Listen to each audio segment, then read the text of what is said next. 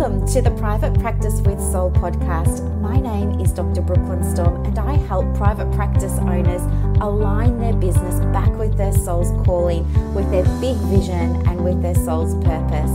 Unlike other private practice coaches, I've traveled the world in search of spiritual resources, spiritual tools, education and information so that you can have the transformation that your soul desires and needs so that you can up-level your business. How much fun is this? I love it so much. Guys, if you're not already a member of the Private Practice Monthly Mentorship Group, please check out the show notes. I would love for you to be there. In the meantime, thank you so much for pushing play today. Let's begin. Good morning, everybody, and welcome to another episode of the Private Practice with Soul podcast. I'm your host, Dr. Brooklyn Storm. Thank you so much for pushing play on another episode. How are you this Saturday morning? How's it going so far? Look, it's about 9:45 as I'm recording this, and I have to say I'm feeling a lot better now than I was when I woke up this morning, let me tell you that. So I live in Victoria, down the coast actually, in a place called Mount Eliza. So I used to be in Hastings. Now I live in Mount Eliza. And it was so interesting because, as you know, for many of us, we've been, under quite tight restrictions here. I think everybody knows that Melbourne last year had I think we were the highest number in the world for lockdowns. I think it was 209 days out of 365. We're only allowed out of the house for 1 hour a day. So anyway, I guess what kind of happened was I got used to that because I adapt to new situations really easily most of the time.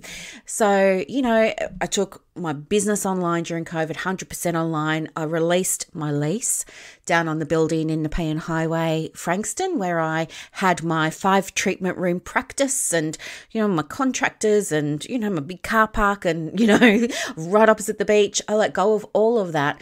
I paid off 2 mortgages because the business just went so well. And now, I'm here and I spend most of my time working in the mornings and then the afternoons caring for my mum. And of course, Gabe, who's my practice manager, my best friend, the mascot for the ACBBO, keeps me company as well. But anyway, so I kind of realized during the week that I had been, I think just used to being at home a lot of the time because I was so used to the lockdowns. And I know this, some of you will understand what I'm saying, some of you won't. But anyway, I think I just got so used to lockdowns. And the only time that I was really going out of the house was to go and do the grocery shopping, which over the last couple of months, to be honest, I have started ordering all my groceries online.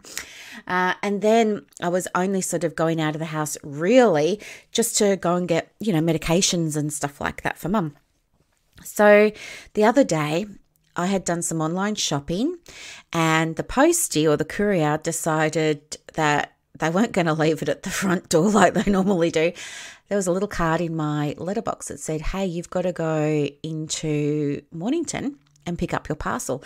And I had a moment where I thought, oh my gosh, Mornington, I haven't really been out of the house for a few years because of everything that's been going on and, because of how I adapted to it. So I thought, all right, this is going to be fun because I love going to Mornington. So Mornington, for those of you who aren't familiar with the area, it's right on the coast, right on the beach. There's this beautiful, it's called Main Street. It's got so many shops and all of the shops are kind of different and they're really cool. There's clothing shops, crystal shops, fossil shops, chemists, of course, cafes, restaurants, all different types, vegan, ethical eateries, all of this sort of stuff.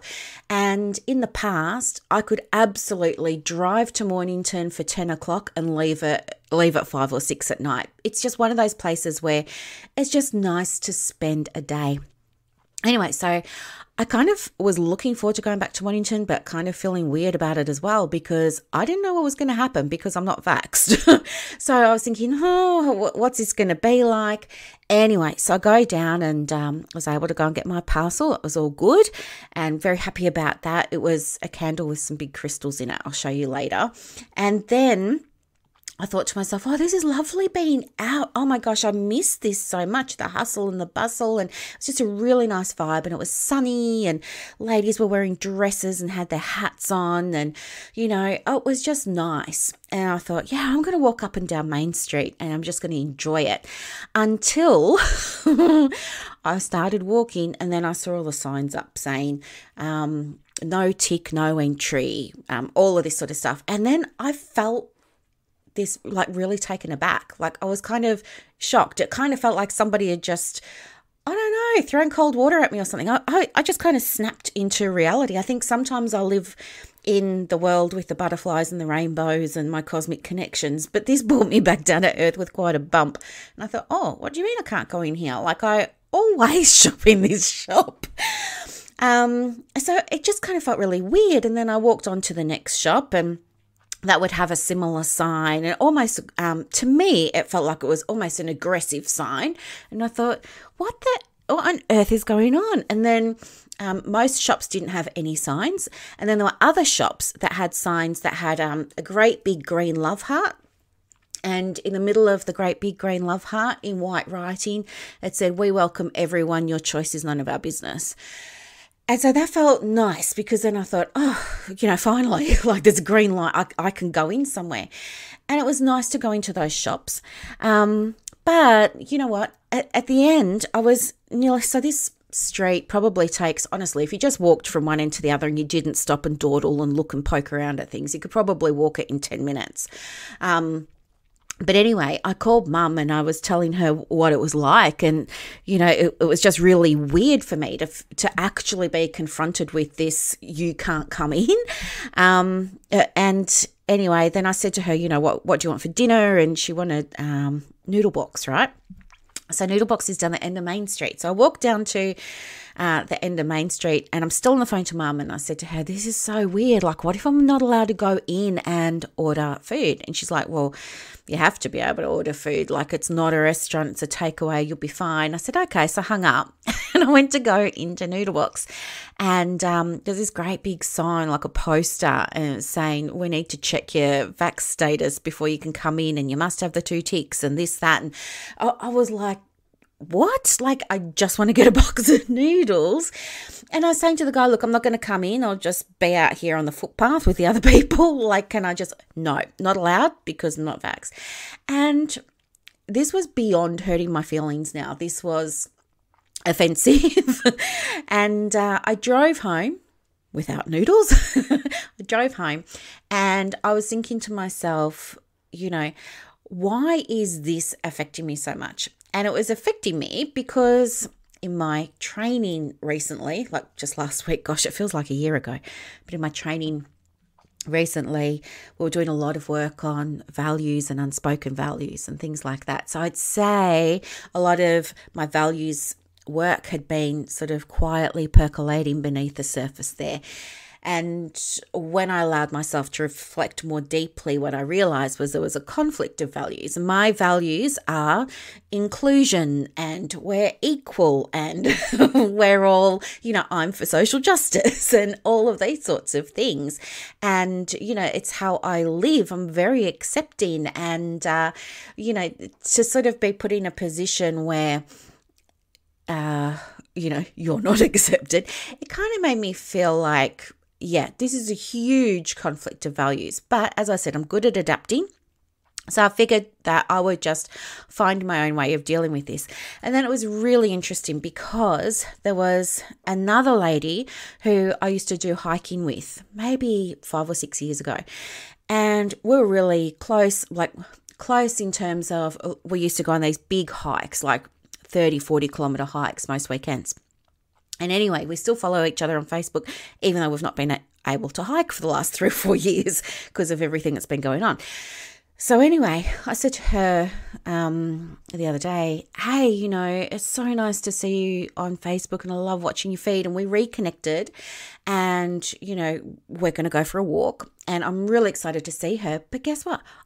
She says, let's go and get a coffee and we can go and grab some lunch as well. And then I felt like I had to tell her, well, actually, I'm not able to go and get lunch. She asked why not, and I told her why.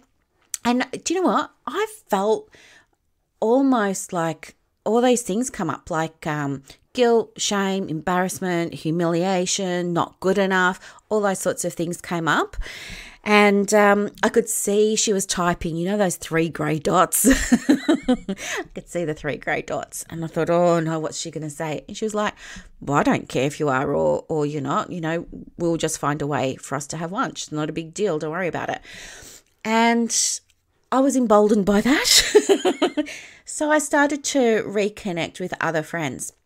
And it was really interesting because it turned out that friends that I've got are mixed. Some have had it, some haven't.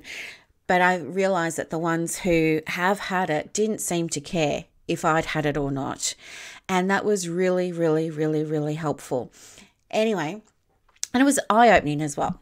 Anyway, last night, go to bed, wake up this morning, and I'm talking to someone that, we're building a friendship, right? And I was just sort of saying, oh, it's a really beautiful morning. I'd love to go for a drive. And you know how sometimes you just start talking and you just drop all your guards and you drop all your defenses? So I was just sharing with him that, I'd love to go for a drive. And I think he might have said, well, why don't you? And then I started to share about my experience recently. And it was so nice being able to talk openly with someone about it. So I've come away from that conversation feeling much better about things. And, I was never unsure about my decision or anything like that. I just didn't like the segregation and the discrimination. And so after talking with him this morning, it's helped a lot and I feel so much better. But here's the thing that this is leading into something to do with private practice. I promise. I guess I was put in a position of having to experience a values conflict. And this comes up in private practice, this values conflict, doesn't it? It comes up so many times in so many different ways. And we can feel within ourselves like, we're not good enough, we're not worthy enough, we shouldn't do this, we should do that, only these sorts of people do that. And we see this when people try and bump their fees. We see it when people try and use a cancellation policy or a booking policy. There were even discussions today, or I think today, I saw them today anyway, in the groups there around, what was I going to say? I've just forgotten, but it'll come back. Around should you charge more for a longer intake session? Things like that. And, a lot of the time it's mindset and it's our values that so strongly influence and drive what we do in our business. And this is why when it comes to coaching and teaching you how to run a private practice that's successful for you, I absolutely 100% believe it's got to be more than the strategy. It's not enough to just say to you, here's the spreadsheet, go and implement it, or here's the tool, go and implement it. If you don't have your mindset sorted out, there is no way on earth that these tools are ever going to work for your practice.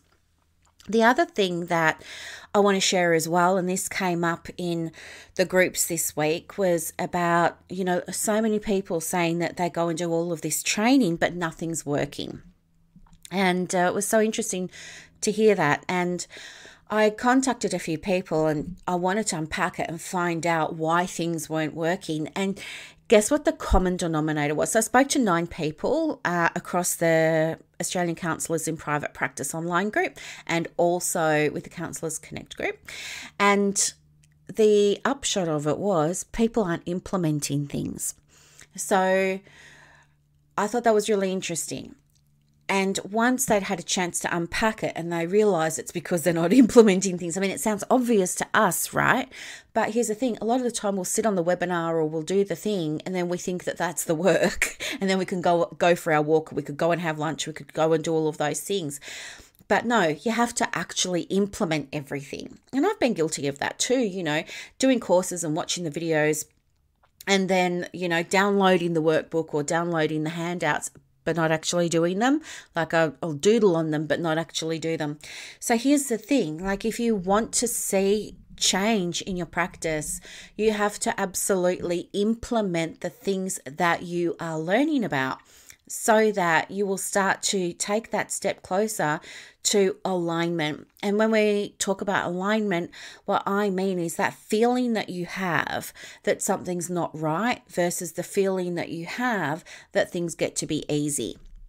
And here's the thing, I think sometimes we overcomplicate things, and it's not necessary. I think we have our old stories about you have to work hard and you have to work long hours and you have to, sweat and you have to do all of this sort of stuff in order to, or so that you can have the results that you're wanting in your business. But what I want you to know is no, that's the old way of thinking.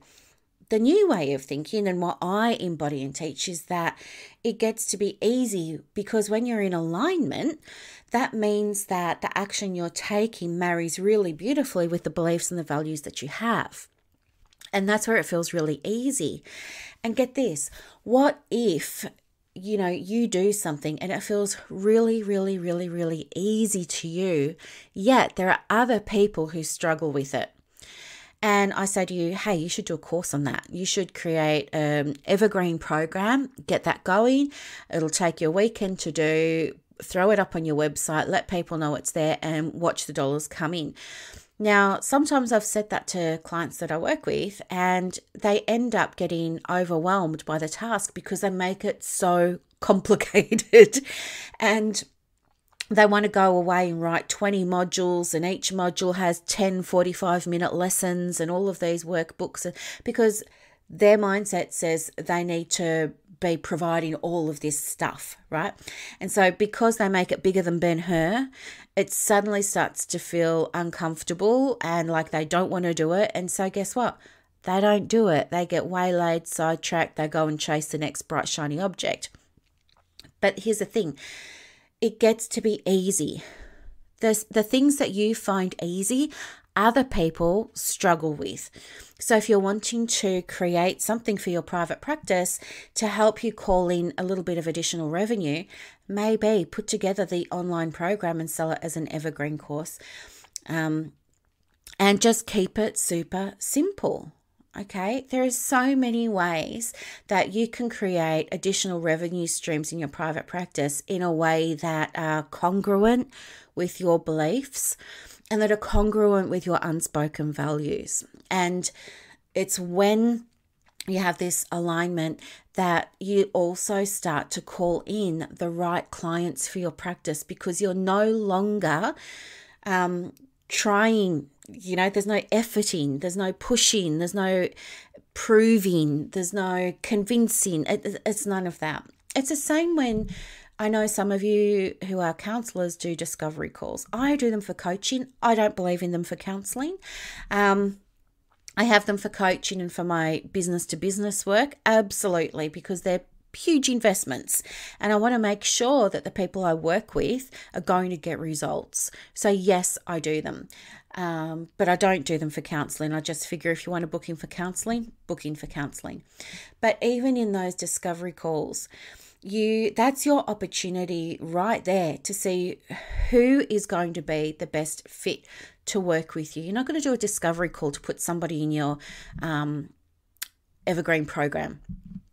But certainly for people that you want to work with, you need to know what your values are and what your unspoken values are. You need to know how to elicit values from the person that you're speaking to, because guess what? This is where alignment comes in with your client. It's client alignment. And you are not going to be able to do that unless you have done the work on yourself first.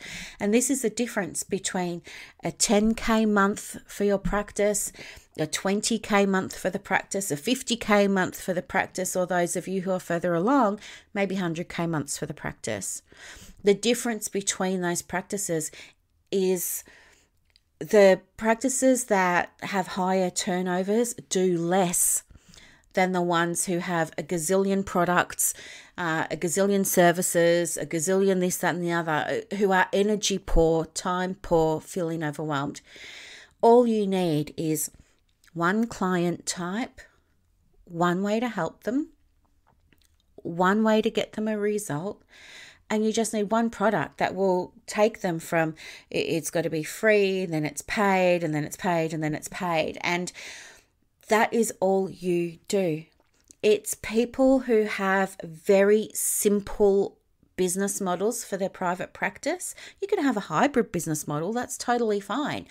But the simple business model for private practice is the one that gets you referrals quickly, and it's the one that feels easiest to do, and it's the one that brings in the most turnover for your business. And I understand some of you aren't comfortable talking about turnover for the business, but here's the other thing that we need to remember. There's a difference between having your employee mindset and having a private practice owner mindset. The private practice director, the private practice CEO mindset is completely different to an employee mindset or even a practitioner mindset. And people who tend to struggle most with this are ones who are tapering down from paid employment while they're trying to build up the private practice. So they're working in paid employment for 2 or 3 days a week while they're trying to build up a private practice on the side. They're the ones who struggle the most switching mindsets. And that's a problem, because what happens is they take the employee practitioner mindset into the business and they fail in terms of being able to do things like write the policy, share the policy, implement the policy, all those sorts of things. We see it all the time. I remember in my business, I had a contractor and she was uncomfortable with the fact that we were charging clients for fees. She was a social worker. She was very uncomfortable with the fact that we were charging clients fees. She didn't want to do that because she didn't think it was fair. And so for a little while, I said to her, well, how about for the first 5 clients, you just do bulk billing, but after that, it's my practice and I'm going to be charging. And she was still so uncomfortable with it. And it was really interesting because while she was running her own business and contracting to me in a business-to-business relationship, it was her therapy mindset, her employee mindset, her practitioner mindset that was stopping her from being successful in the practice.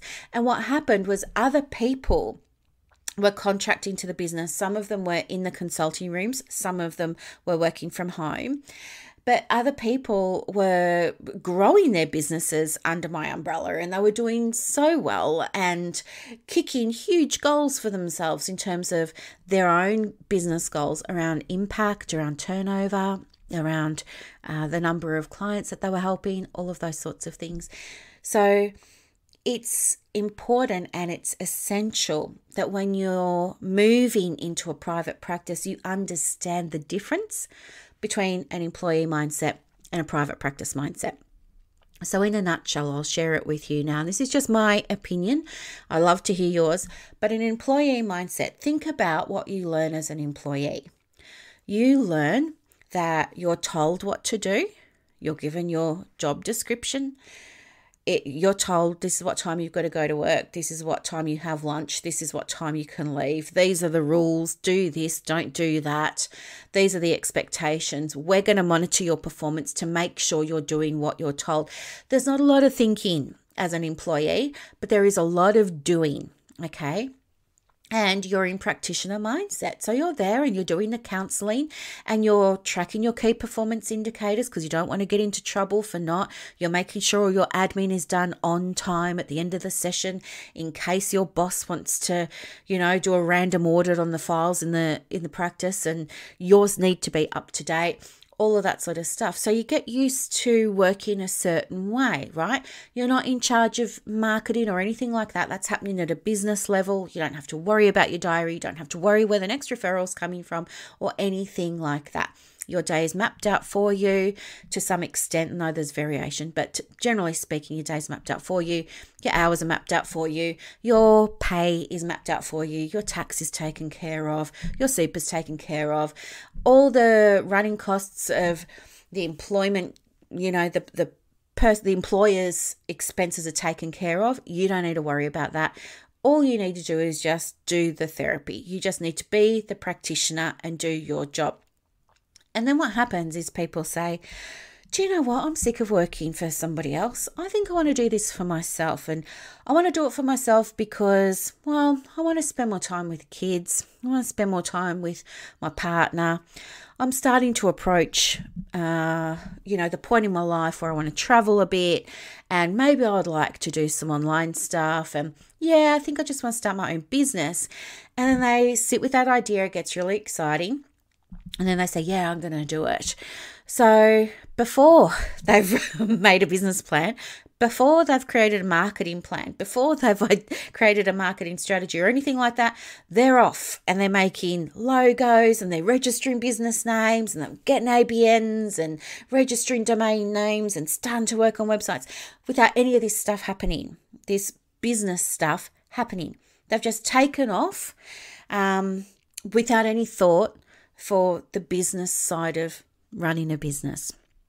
And then what happens? Then someone like me comes along and says, hey, have you got a booking policy? And they don't know what one is.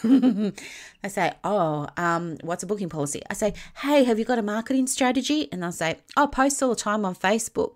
It's not a strategy. I say, have you got a marketing plan? What's a marketing plan? I say, do you have a cancellation policy? Yeah, but I don't use it because it's not fair. And, I don't want to put them through it. And, well, they really can't afford it. So, I'm not really using my policies like that. And then I say to them, okay, well, how's the numbers for the business going? What numbers? Well, your KPIs. What's a KPI? Well, how many inquiries did you get for the practice last month? I don't know. I guess maybe about 5. So you don't know? I don't know. Kind of goes on like this. How much money to the dollar did your practice turn over last month? Oh, I don't know. Yeah, it just kind of comes in. How much did you pay yourself last month? Don't know. Did you pay yourself super? No. Do I have to? So they kind of go from having everything taken care of for them as an employee, allowing them to just show up and do the work, to thinking that when they start their own business, they're just going to be showing up and doing the work and making a logo and coming up with a business name. So when they realize that there's actually a lot more to running a business, the panic sets in. And they say, oh no, what am I going to do? What am I going to do? And for some of them, they will have said, oh, I'm thinking of closing the doors to my practice. Private practice doesn't work. There aren't any clients out there because I don't do Medicare. It's not because you don't do Medicare. There are thousands of people. Just look in our groups, guys. There are thousands of people just like you that don't do Medicare that have successful, in inverted commas, practices where they're making the money, they're paying themselves, they're paying into their super, they've got self-managed super funds, all that sort of stuff. You can too. But what's the difference between you and them? Well, the difference is they understand how to run the business side of private practice. And I know that a lot of you don't know how to do the business side of private practice, which is how I came to be a private practice coach.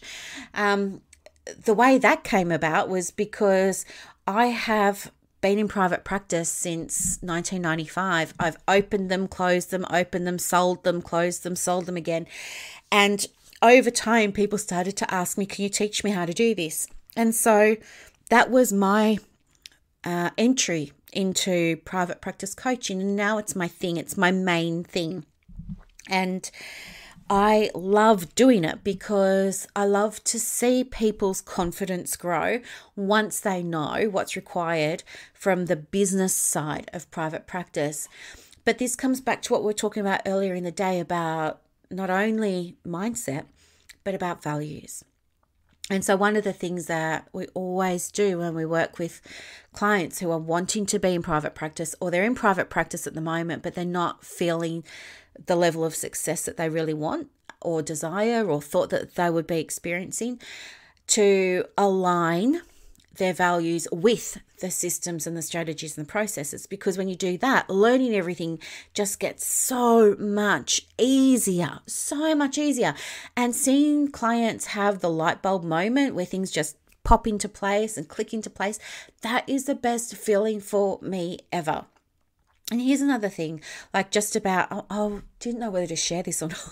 It's just about coaching and counselors, actually. Well, not just counsellors. I think I've just got counsellors on my mind because I look after them. I like to look after them, but it's everybody. I think, yeah, it is more about counsellors actually, because counsellors, I believe, may be able to relate to this better. So in Australia at the moment, counselling is a self-regulated industry, meaning it has the freedom to make its own rules and do all of that, not governed by a government body, okay? Self-regulated. So anybody can call themselves a counsellor. And I think it's really interesting when counsellors get upset that psychologists and social workers and, other people call themselves counsellors or identify as counsellors when they've not been trained in counselling. I think that's really interesting. Here's why. Because a lot of counsellors also call themselves coaches. Coaching is an unregulated industry and anyone can call themselves a coach. Yet just like the counsellors get so upset when people are calling themselves counsellors without any training, it's fascinating to me that they will quickly call themselves coaches, many of them without any coaching training. And I wonder if you've thought about how the coaches feel about you calling yourself a coach when they have gone and done training and you haven't. Do you see what I mean? Like, it kind of goes both ways. Plus, I've got coaching on the brain at the moment because I've gone and done yet another qualification in it. But yeah, I just think it's interesting. Counselling, psychology and social work don't teach you how to coach. Coaching, as someone who's done, I've got business coaching, spiritual coaching, energy coaching, life coaching, and results coaching. So I've got 5 coaching qualifications, and I can tell you, as someone with a PhD in psychology and all the undergrad degrees and qualifications in counselling, now 5 qualifications in coaching, I can absolutely tell you, I'm in a great position to tell you the difference between them.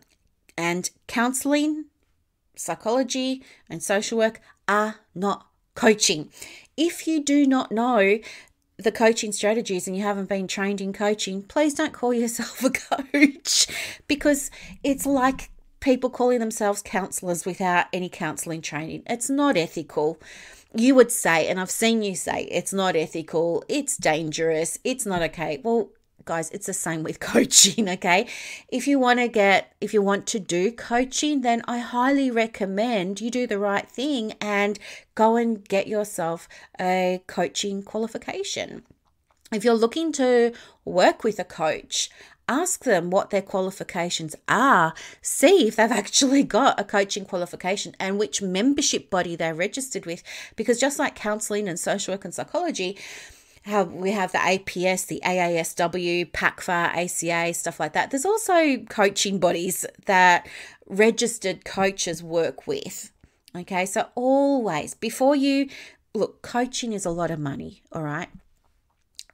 Coaching with me, for example, it's $10,000.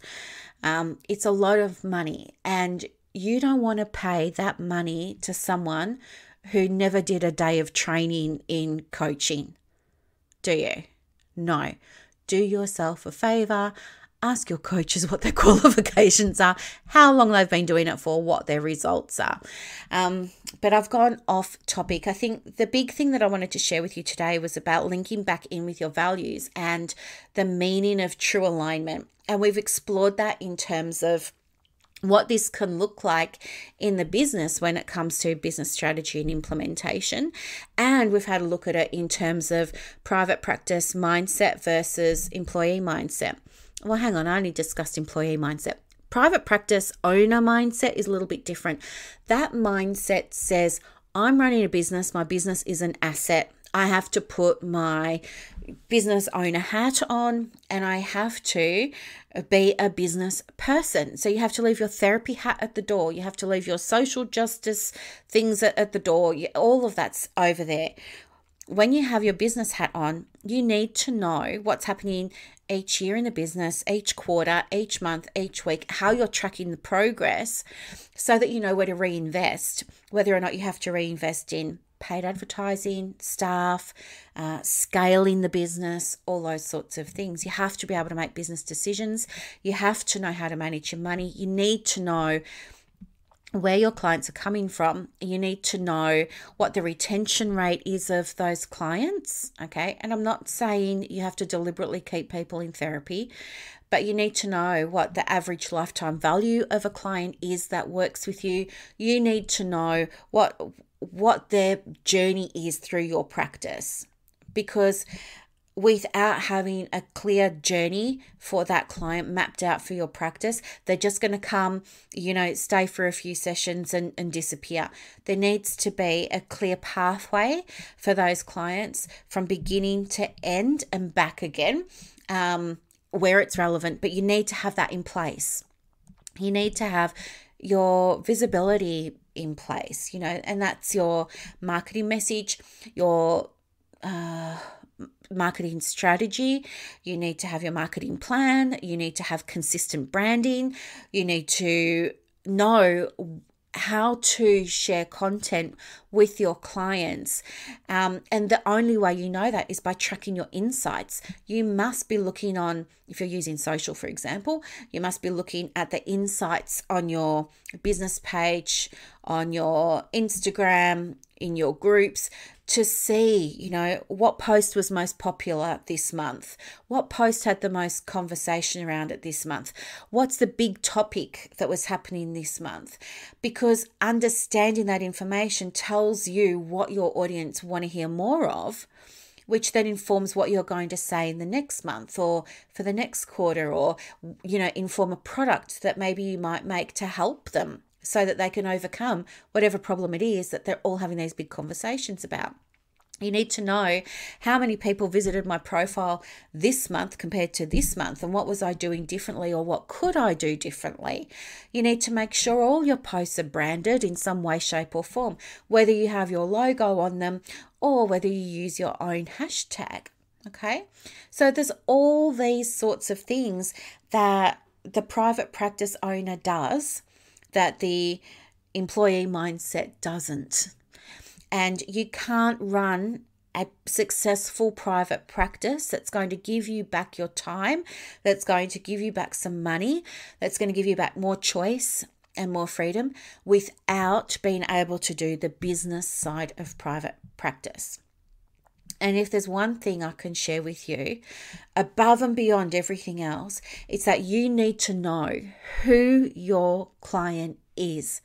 Your client is not, a woman between 25 and 35 that has 2 children, that lives in this suburb, that makes, no, that's an avatar, and avatars are out, in my opinion.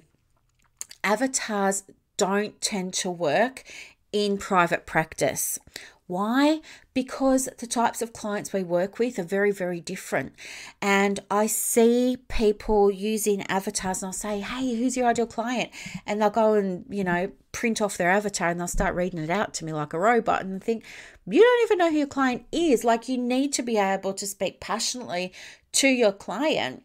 You can't do that if you're reading off a sheet, because you don't know, she lives in Geelong and she has 3 children and her husband this and her dog that and her best friend this and her pain point is, no, that marketing works for other industries. It's not for private practice. So when you're looking at avatars and you're downloading the avatar webinar and the avatar sheet, stop. It's outdated. It's not going to get you anywhere in private practice. What you need to do is understand your client at a deeper level, because you work at a deeper level. Those avatars are perfect for retail. Perfect for David Jones, for Myers, for the Reject Shop, for Big W, whatever. They're superficial, so we use them for retail. We do not use them for allied health. For allied health, there's a different strategy that we use, because the way that we work and the types of clients we work with are different to the retail clients. So we need that unique approach, and it's practices who use this unique approach just boom, they explode their visibility, they get more inquiries, they fill their diary. The practice owners are happier because they're working with clients that want to be there, that are motivated to do the work. And if you get stuck knowing the deeper level of who your client is and how to talk to them so you can call them in, I've got a workshop that you can come and attend. It's happening next weekend. You can click the show notes below for the details with that. But the point I'm trying to make is that it gets to be easy when you bring everything into alignment. So by writing a client profile, using the strategy I use in my business, you will see, I promise you, you're going to say, oh my gosh, I didn't realize it could be so easy. Why was I overcomplicating it?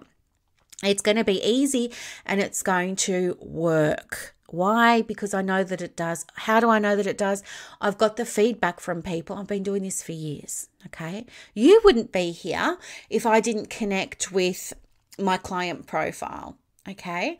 So at the end of the day, what I want you to implement is I want you to ask yourself, am I in an employee mindset or am I in a private practice owner mindset when it comes to running my private practice? That's the first reflection point. The second one is I want you to unpack that and ask yourself, why? Where does this come from?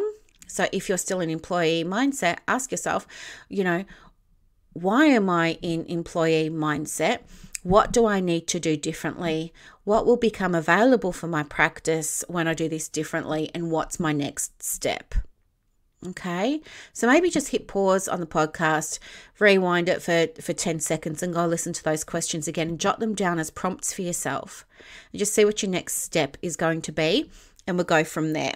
Okay, so I hope this was a expansive episode. I wanted you to be able to see private practice and running private practice gets to be easy when it's all happening in alignment. And I wanted to show you a different way of being in the practice that is values driven by our bright, shiny values and our unspoken ones. So I hope that this was helpful. I hope that you enjoyed it very much. If you do that journaling exercise that I provided there and you'd like to share your results, send them over to me at hello@brooklynstorm.com. Okay. Thank you so much for listening to another episode. I can't wait to hear about all of your successes with your private practice now that you know what you need to do to connect with your clients at a much deeper level. Have a lovely Saturday, everyone. Bye for now. Thank you so much for listening to this episode of the Private Practice with Soul podcast today. If you're looking for clarity, if you need help with branding, your processes, and bringing everything into alignment with your soul's purpose for your private practice, head to the show notes and click the link for more information about the Private Practice Monthly Mentorship Group.